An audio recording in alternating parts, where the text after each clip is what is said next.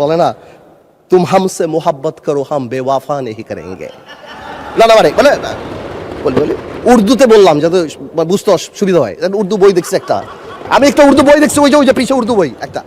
আপনাদের সরাতে 16 দিন লাগবে না। মাননীয় প্রধানমন্ত্রী তারেক রহমান সাহেব বাংলাদেশের ইতিহাসের সবচেয়ে খারাপ সময় বাংলাদেশের দায়িত্ব নিয়েছে। মাননীয় স্পিকার, আমি গত সপ্তাহে লক্ষ্য করলাম আমাদের মাননীয় প্রতিমন্ত্রী বিদ্যুতের সংকট নিয়ে কথা বলার সময় আমাদের অমিত সাহেব একটা জায়গায় একটা ওয়ার্ড ইউজ করলো, ফ্যাসিস্টের অব্যবস্থাপনা। আমি মনে করি এটা অনেক সফট এবং মাইল্ড একটা ওয়ার্ড ব্যবহার করা হয়েছে। আওয়ামী লীগ আমলে কোনো অব্যবস্থা হয় নাই বিদ্যুৎ খাতে। আওয়ামী লীগ আমলে হয়েছে লাগামহীন দুর্নীতি আর চুরি বিদ্যুৎ খাতে। আর্টিফিশিয়াল ক্রাইসিস ক্রিয়েট করা হয়েছে মাননীয় স্পিকার। গ্যাস উত্তোলন করা হয় নাই বাপেক্স দিয়ে, ফেয়ার করা হয়েছে তৌফিক এলাহি সাহেবকে দিয়ে, যেটা ছিল সম্পূর্ণ একটা ব্লাফ। তারপর কুইক রেন্টাল দিয়ে কুইক ডিস্ট্রয় করা দিয়ে হয়েছিল এই দেশকে, এবং সেই বোঝা আমরা এখনো বয়ে বেড়াচ্ছি। আমি এই কথাটা সম্মানের সাথে এই জন্য বলি, আমি কয়েকদিন ধরে আই ওয়াজ ওয়ান্ডারিং যে কেন তরুণ সমাজরা বারবার শুধু জুলাইতে এই 36 দিনের কথাই বলে। দেন আই রিয়েলাইজড যে আমরা 2008 থেকে গত 17 বছরের আওয়ামী লীগের অত্যাচারের কথা তাদের সাথে কানেক্ট করতে পারি নাই। আমার সামনে বসা মাননীয় সংসদ সদস্য আমার ভাই নাহিদ, হাসনাত, দে আর অনলি 28 years of age। 18 বছর আগে তাদের 10 বছর বয়স ছিল। তারা শেয়ার মার্কেটের দরবেশের অত্যাচারে 30 লক্ষ লোকের ফকির হয়ে যাওয়ার কথা জানে না, জানলেও সেটা ফিল করে না। বিডিআর পিলখানার কথা ফিল করে না, হয়তো জানে। তারা হেফাজতের সময় আলেম ওলামাদের রাস্তায় কান ধরে উঠায়া বসার সেই অপমানের কথা ফিল করে না। We couldn't connect to them. তারা হয়তো শুনেছে, তারা জানে না এই পার্লামেন্টকে কিভাবে নষ্ট করা হয়েছিল। ইয়াবাবদি, who is a Pablo Escobar, সবচেয়ে বড় ড্রাগ লর্ড এই দেশের, তাকে এখানে বসানো হয়েছিল। মমতাজকে বসানো হয়েছিল। তৎকালীন রাষ্ট্রপ্রধানকে এখানে বসে হজরত উমরের সাথে তুলনা করা দেওয়া হয়েছিল। প্লিজ, হজরত উমরের সাথে তুলনা করে দেওয়া হয়েছিল। এখানে বসে তৎকালীন রাষ্ট্রপ্রধানকে হজরত উপাধি দেওয়া হয়েছিল, পীর আউলিয়া দেওয়া হয়েছিল। আপনি এখানে বসা, যদি মেজর হাফিজ সাহেব থাকতো আমি বলতাম 2009 সালে আমি ওরা বাই ইলেকশন করতে গিয়েছিলাম, ধানের শীষের ভোট দেওয়ার জন্য এক কর্মীর বুড়া আঙ্গুল কেটে দেওয়া হয়েছিল। এই জিনিসগুলি আমরা কানেক্ট করতে পারি না, আমরা ইয়াং জেনারেশনকে পৌঁছাতে পারি না। তাহলে তারা রিয়েলাইজ করতো এরকম 36 দিনের জুলাইয়ের ছোট ছোট জুলাই আমরা 17 বছর উপলব্ধি করেছি। মাননীয় স্পিকার, গেল সংসদের কথা, জুডিশিয়ারির কথা ইমাজিন করেন। আর্স্কিন মেয়র পার্লামেন্টারি প্রসিডিংসে বলা আছে জুডিশিয়ারি নিয়ে আমাদের কথা বলা উচিত না, বাট আমার বলতে হচ্ছে একটা দেশ থেকে চিফ জাস্টিস ভেঙে চলে গিয়েছে। কি পরিমাণ ইন্টিমিডেশন, কি পরিমাণ প্রেজুডিশিয়াল এফেক্ট, সেটা আর অন্যান্য হাইকোর্টের জাস্টিস উপরে পড়া হয়। আমার দেশ নেত্রী খালেদা জিয়ার বিচারের রায় গণভবনের বারান্দায় বসে লেখা হয়েছে, যেখানে লক্ষ কোটি টাকা এক একটা মন্ত্রী 700 বাড়ির মালিক ডুবাইতে হয়েছে। আজকে মাননীয় প্রধানমন্ত্রী বসা, উনার রায়ও হয়তো গণভবনের কোনো করিডোর থেকে রাখা হয়েছিল। জুডিশিয়ারিকে এভাবে ধ্বংস করে দেওয়া হয়েছে। ব্যুরোক্রেসি, তিতাসে নাকি কেজিতে করে টাকা খেত। ওয়াসার এমডিকে সরানোর জন্য হাইকোর্টে রিট করা হয়েছে। থাকসিন কি নাম তার, একটা বিসিএস পরীক্ষাতে বঙ্গবন্ধু শেখ মুজিবুর রহমানের ছবির পিছে যদি জাতির জনক না বলা হয়, তাহলে সেই পরীক্ষায় পাশ করানো হয় নাই। এরপরও ডিএনএ টেস্ট করে 15 লাখ টাকা ঘুষ নিয়ে তারপর বিসিএস এ চাকরি দেওয়া হয়েছে। এটা তো গেল শুধু এই সংবাদ মাধ্যম, চ্যানেল 1, দিগন্ত, ইসলামিক টিভি। পত্রিকার মালিকরা রাত্রে ঘুমাতে পারতো না। সামাজিক যোগাযোগ মাধ্যমে আমরা একটা ফেসবুকে স্ট্যাটাস লিখে 10 বার সেটা ডিলিট করতাম, চিন্তা করতাম এই বুঝি আইসিটি আমাদের ধরলো কিনা। ব্যবসায়ীদের কথা বলেন, বাংলাদেশের ব্যবসায়ীরা ব্যবসায়ীরা সব দলের সাথে সম্পর্ক থাকবে, ঠিক আছে, কিন্তু কিছু ব্যবসায়ী ভয়ে চলে গিয়েছে। আমরা এও শুনেছি বড় বড় ব্যবসায়ীরা তৎকালীন সরকার প্রধানকে মা, আম্মু বলে সম্বোধন করেছে। কেউ কবিতা বলেছে, তুমি আমার প্রথম, তুমি আমার দ্বিতীয়। আপনারা শুনেন নাই? আমরা শুনেছি। মানে হাউ ডিসগাস্টিং একটা দেশের সিস্টেম। কিভাবে শিক্ষা মন্ত্রণালয়, আপনি চিন্তা করেন, আপনি যদি if you go to YouTube and search I am GPA 5, আপনি লক্ষ লক্ষ ছেলেপেলেরা জিপিএ 5 পেয়েছে যারা বলতে পারে না ইংরেজিতে যে আই অ্যাম জিপিএ 5। এরা যদি বিদেশে যায় মাননীয় স্পিকার, এদেরকে শো ইউর পাসপোর্ট বললে এরা পাসপোর্ট বুকে নিয়ে শুয়ে পড়বে মাননীয় স্পিকার। আমি এই কথাগুলি কেন বললাম মাননীয় স্পিকার? আমি এই কথাগুলি এই জন্য বললাম, সিস্টেমেটিক্যালি এই দেশকে এমন ভাবে নষ্ট করা হয়েছে। এক, the young generation must realise যেটা আমাদের দোষ।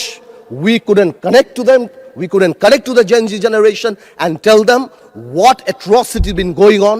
আমরা কি ট্রমার মধ্যে থেকে 17 বছর গিয়েছি। আরেকটা রিজন বোঝা দরকার যে মাননীয় প্রধানমন্ত্রী তারেক রহমান সাহেব বাংলাদেশের ইতিহাসের সবচেয়ে খারাপ সময় বাংলাদেশের দায়িত্ব নিয়েছে।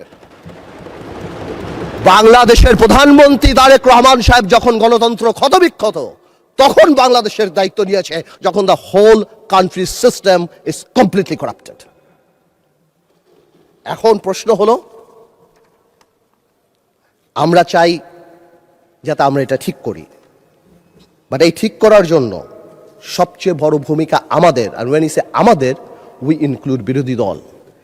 কিন্তু আমি বিরোধী দলের একটা জিনিস আমি এটা বুঝি না, ওনারা আমাদেরকে ভালোই বাসে না, আমরা এত চেষ্টা করি, ওনারা বলে না, আমি বলে না মাননীয় স্পিকার, বলে না তুম হামসে মোহাব্বত করো হাম বেওয়াফা নেহি করেঙ্গে। মানে বলে উর্দুতে বললাম যাতে বুঝতে সুবিধা হয়। উর্দু বই দেখছি একটা, আমি একটা উর্দু বই দেখছি, ওই যে পিছিয়ে উর্দু বই একটা, একটু হ্যাঁ। আর আপনাদের সাথে কমিউনিকেট করতে, এনিওয়েজ আমি আপনাকে কয় করি, will talk about it later. আচ্ছা, এখানে বসে স্পেশালি আমাদের বিরোধী নেতা শফিকুর রহমান সাহেব এত সুন্দর কথা বলেন, অর্ধেক তো একদিকে ফ্যানই হয়ে গেছে ওনার কথার। উনি এত সুন্দর করে বলেন, আসুন না, কেন না আমরা এটা করতে পারি না, মাননীয় স্পিকার, বিএনপি ফ্যাসিবাদীর রাস্তা ধরে হাঁটা শুরু করছে শফিকুর রহমান। বিড়ালের মতো বাঁচতে চাই না, সিংহের মতো বাঁচতে চাই। মানুষ আশরাফুল মাখলুকাত আল্লাহ বানাইছে, আমরা সিংহ বিড়াল হয়ে যাচ্ছি। সংস্কার পিছিয়ে গেল, অভ্যুত্থানের প্রস্তুতি হবে। জিয়া পরিবার থেকে মানুষকে মুক্ত করার ঘোষণা। 16 বছর জিয়া পরিবারের থেকে মুক্ত করতে শেখ হাসিনা হেলিকপ্টার দিয়ে পালিয়েছে, সাতরায় পালাবে মাননীয় স্পিকার। বলে কি জিয়া পরিবার মানে বাংলাদেশের গণতন্ত্র, জিয়া পরিবার মানে বাংলাদেশের স্বাধীনতার ধারক বাহক, জিয়া পরিবার মানে বাংলাদেশের স্বাধীনতার ধারক বাহক। এখন জিয়া পরিবার মানে গণতন্ত্রের এখন কেন্দ্রবিন্দু। জিয়া পরিবারে ভাগাবে আল্লাহ। আওয়ামী লীগ সরাতে 16 বছর, আপনাদের সরাতে 16 দিন লাগবে না। এই সব কথা বলার পরও যেই আমরা একটু অ্যাটাকে যাই, আসুন আমরা সবাই এক হয়ে যাই, এই ডাবল স্ট্যান্ডার্ড করে লাভ হবে না। আমি বিরোধী দলের নেতাকে সম্মানের সাথে বলতে চাই, আপনি আপনার ঐক্য আপনার দলে ক্লাস নেন। আপনি বুঝান that he who comes in equity must come with clean hands. আপনি একবার এক কথা বলবেন রাজপথে, গণঅভ্যুত্থান ডাক দিবেন। এই যে নাহিদ ভাই কই আজকে হ্যাপি বার্থডে বললাম, সে দেখি আগে গুলি নাকি আগে খাবে। কে মারবে ভাই তোমার? কেন মারবো? আমরা একসাথে যুদ্ধ করেছি আমরা 2 বছর আগে। Why would we do that? এই যে মাইন্ডসেট, এই মাইন্ডসেট দিয়ে আমরা কোনোদিনও কাঙ্ক্ষিত জায়গায় পৌঁছাতে পারবো না। একটু আগে সালাউদ্দিন ভাই তাকায়, একটু আগে আমাদের মাননীয় আমার তো ভয় লাগে ওনারে, একটু আগে আমাদের স্বরাষ্ট্রমন্ত্রী সাহেব উনি বলে গেল জাতি বিভক্ত করা যাবে না। তো জাতি বিভক্ত না করলে মুক্তিযুদ্ধের ইতিহাস কিভাবে শিখাবো? হাওয়ার সাথে যুদ্ধ করছে মুক্তি পায়নি। জাতি বিভক্ত করা যাবে না, বাংলাদেশকে হিন্দু মুসলমানে ভাগ করা যাবে না, আমেরিকা রাশিয়া ভাগ করা যাবে না। কিন্তু মুক্তিযুদ্ধের ইতিহাস যখন বলতে হবে, তখন আমি কার সাথে? আমি হাবার সাথে যুদ্ধ করছি, আমরা রাজাকারের সাথে যুদ্ধ করছি, এবং তাই আমরা এখানে আসছি। আল্লাহ, আজকে তো শেষ। এইবার বলতে চাই, এই তো অনেক কথাটা তো বললাম, আমি মনে করি এখন আমরা এটাকে চেঞ্জ করবো কিভাবে? How Time is extended for another 8 minutes for you.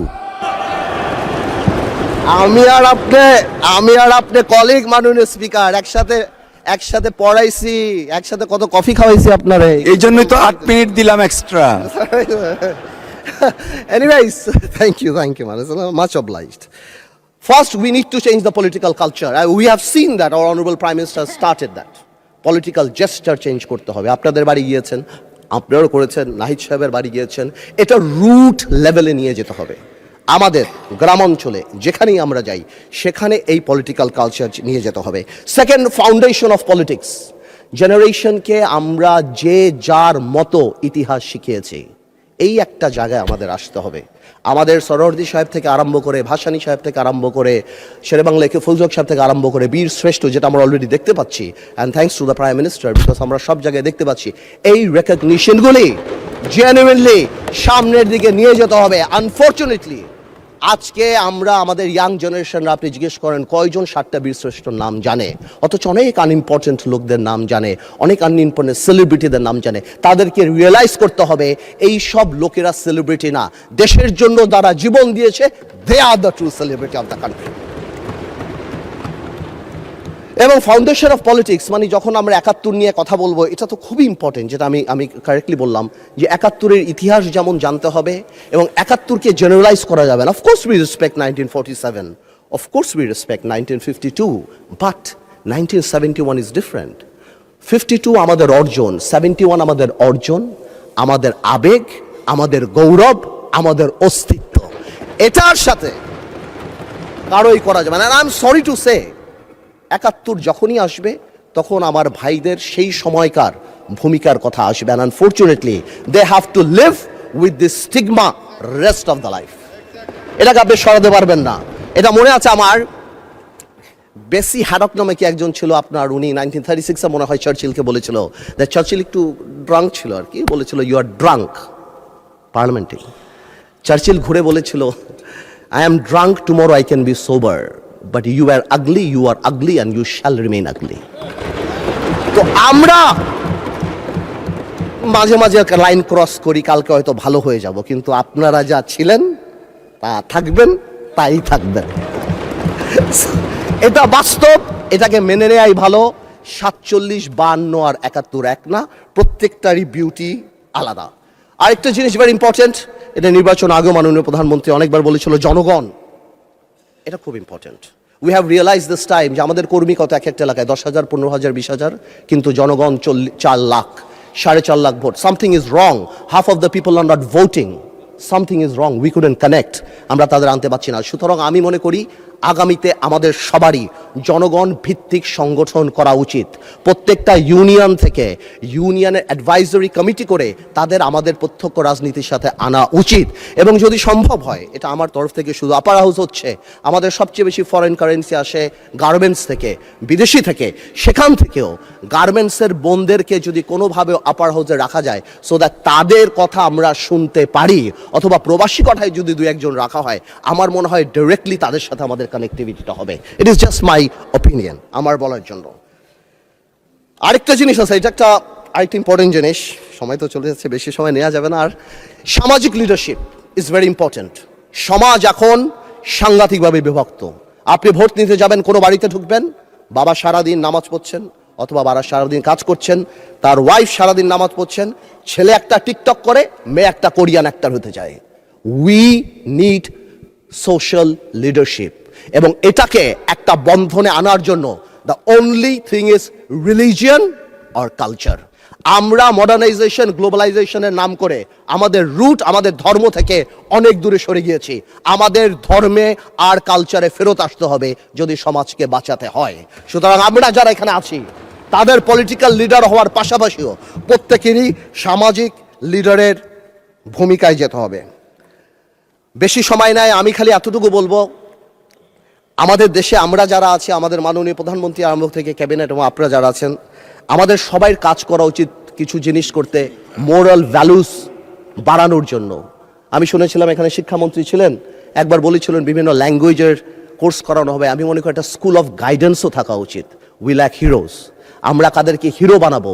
প্রায় আমরা হযরত মুহাম্মদ সাল্লাল্লাহু আলাইহি ওয়াসাল্লামের কথা বলি, আমাদের মুশকিলে, আমাদের রাজনৈতিক মুশকিলে আমরা যদি পৃথিবীর সর্বশ্রেষ্ঠ মানব নবী করিম সাল্লাল্লাহু আলাইহি ওয়াসাল্লামকেই ফলো করি, চার খলিফাই করি, সমাধানের সাথে সাথেও একটা ডিভাইন ব্লেসিং আমাদের থাকবে ইনশাআল্লাহ, এবং আল্লাহ তাআলা আমাদেরকে কোনোদিনও বিপদের দিকে নিতে দেবে না। শেষ কথা একটা বলে যাই, অনেকেই আওয়ামী লীগ নিয়ে কথা বলে, আওয়ামী লীগের ফিরে আসা নিয়ে কথা বলে। আমি একটা কথা আওয়ামী লীগ নিয়ে পরিষ্কার বলে দিতে চাই, জুলাইকে অস্বীকার করে বাংলাদেশে রাজনীতি করার কোনো সুযোগ নাই। জুলাইকে জঙ্গি আখ্যা দিয়ে বাংলাদেশে রাজনীতি করার কোনো সুযোগ নাই, এবং এই বিচার না হওয়া পর্যন্ত বাংলাদেশে রাজনীতি করার কোনো সুযোগ নাই। মাননীয় স্পিকার, যে ইনস্টিটিউশনগুলি আমাদের ধ্বংস হয়েছে, বিশেষ করে আমি মাননীয় প্রধানমন্ত্রী, আমাদের ফরেন মিনিস্টার সবাইকে বলবো, বাংলাদেশ হ্যাজ আ টেইন্টেড, আমি বলবো অ্যাজ আ টেইন্টেড রেপুটেশন। গত সরকারের সময় আমরা স্যাংশন পেয়েছি, স্যাংশন বিদেশের মাটিতে, কিন্তু আমাদের জন্য অত্যন্ত লজ্জাজনক।